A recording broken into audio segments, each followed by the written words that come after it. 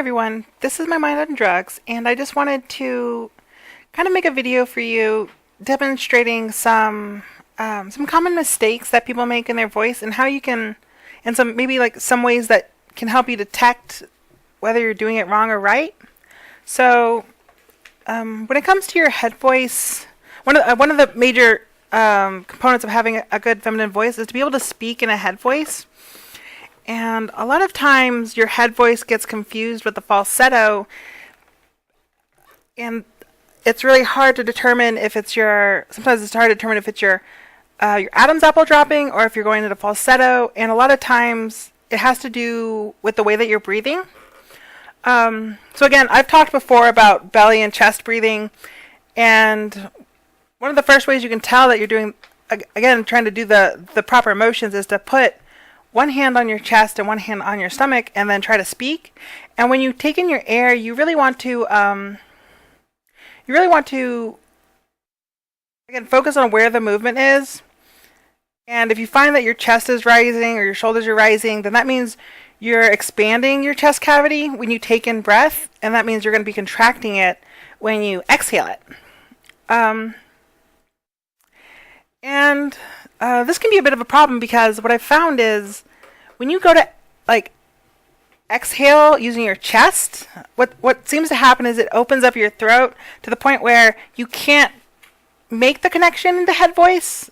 Again, I go and talk about head voice in another video where versus falsetto, where the distinction is in falsetto your vocal cords actually have a small space between them when they vibrate, and that's what causes the that's what causes the airiness.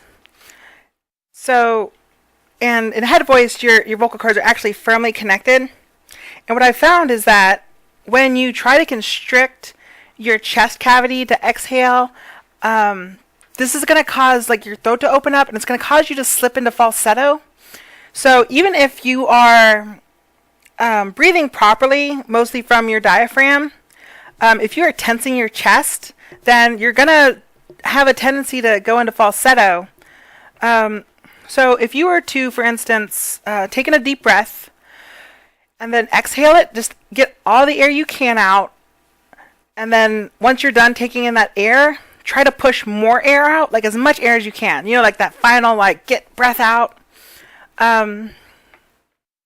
So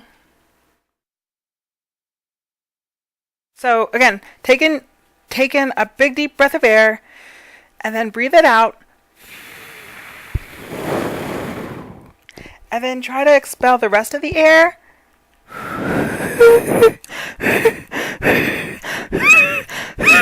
Till you kind of get a wheeze.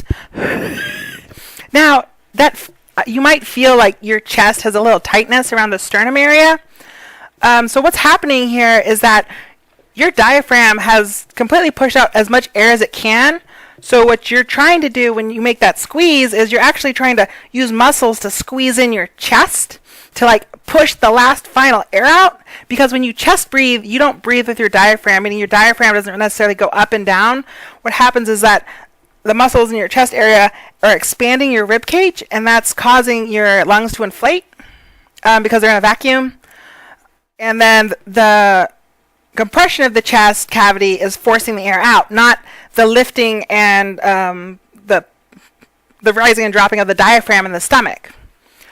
So if you're trying to belly breathe and you find that when you have your stomach's moving but your chest isn't moving, check to see if when you breathe out your chest feels tight, because what's happening here is you're pulling in, you're breathing correctly, but you're still putting tension on the muscles in your chest, and when you use these muscles, it's going to cause you to go into falsetto.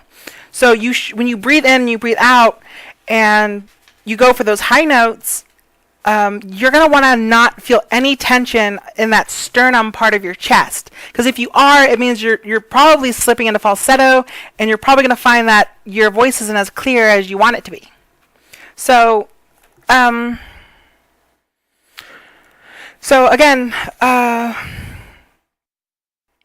make sure you're not, like I said, you're not tensing that chest muscle.